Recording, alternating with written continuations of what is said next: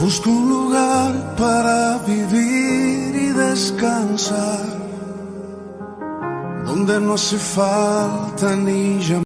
Un saludo y bienvenidos a todos aquellos que siguen este devocional Pan de Vida.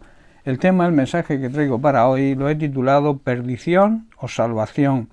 Perdición viene de una palabra griega que significa destrucción y ruina. Los conceptos bíblicos de muerte, Seol y perdición aparecen juntos en el Antiguo Testamento. A menudo se les personifica como el peor enemigo del hombre, o sea, lo peor que le puede ocurrir al ser humano.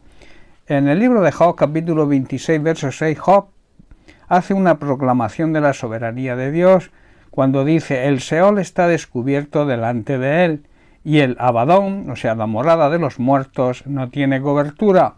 De Dios nadie puede esconderse, ni siquiera la muerte destructora. Dios extendió el cielo y la tierra donde antes no había nada, y en el cielo puso su trono. En el Salmo 55, versículos 22 y 23, David ora a Dios pidiendo la derrota de sus enemigos, y dice así: echa sobre el Señor tu carga, y Él te sustentará.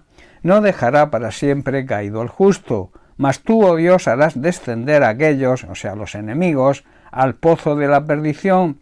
Los hombres sanguinarios y engañadores no llegarán a la mitad de sus días, pero yo en ti confiaré. Debemos entregar nuestras cargas al Señor, y Él cuidará de nosotros, y no permitirá que los justos tropecemos y caigamos. Dios mandará a los perversos, a las personas malas, a la fosa de la destrucción.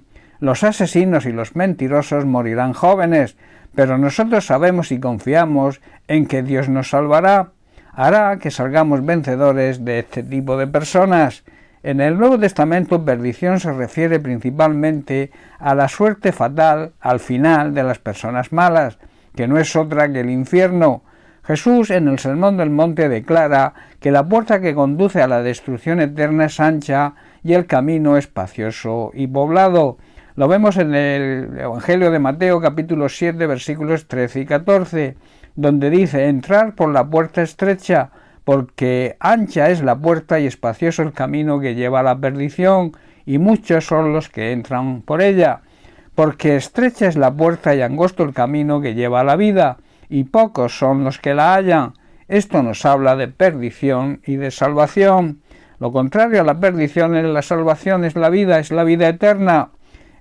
En la carta a los Romanos, Pablo nos habla del contraste que existe entre la perdición y la gloria. En Filipenses capítulo 1, del 27 al 29, leemos la exhortación de Pablo a los filipenses, y que es de aplicación para la iglesia de hoy.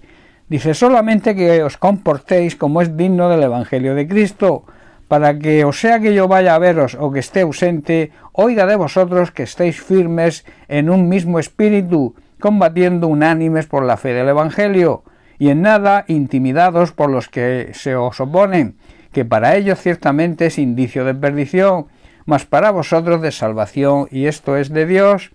Pablo aquí también contrasta entre la perdición y la salvación. Debemos vivir como ciudadanos del cielo y comportarnos de un modo digno de la buena noticia acerca de Cristo que hemos recibido. Entonces sabremos, y los demás lo verán, que estamos firmes y unidos en un mismo espíritu y un mismo propósito, luchando juntos por la fe, es decir, luchando y predicando las buenas noticias de salvación en Cristo.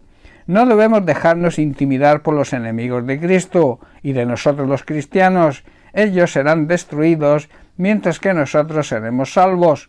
Esto es lo que nos dice y promete nuestro Dios y Padre Celestial. Las obras perversas de los que rechazan a Cristo y hacen lo malo serán castigadas en el día del juicio.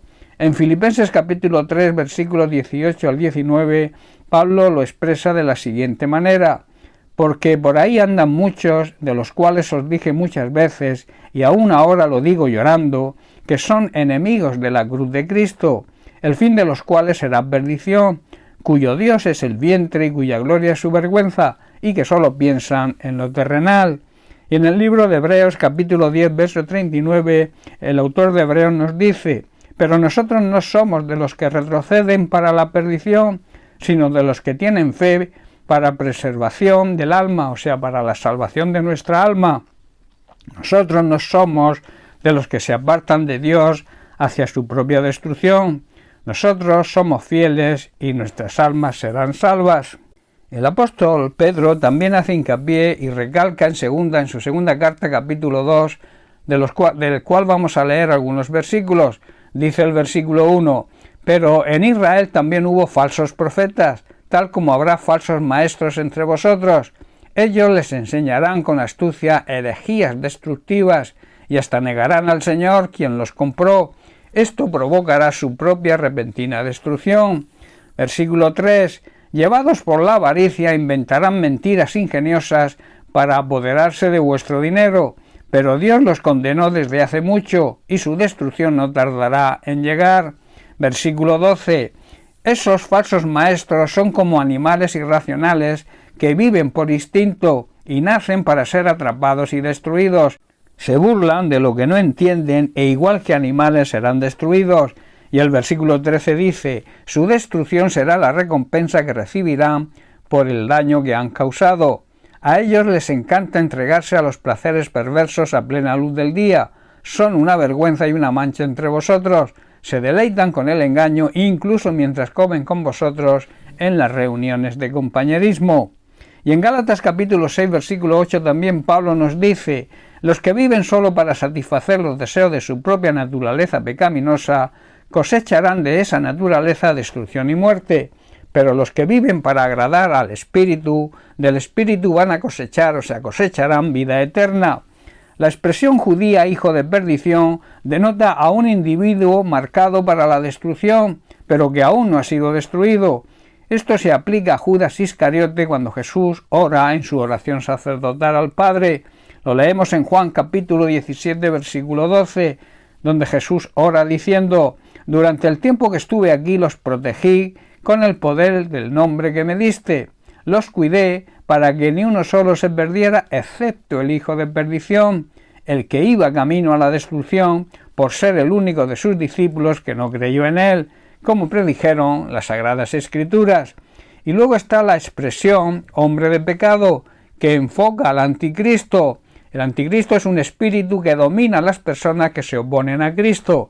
Y en Apocalipsis, Juan se refiere a esta misma realidad al afirmar que la bestia, simbología de todo el que se opone a Dios, va a la perdición.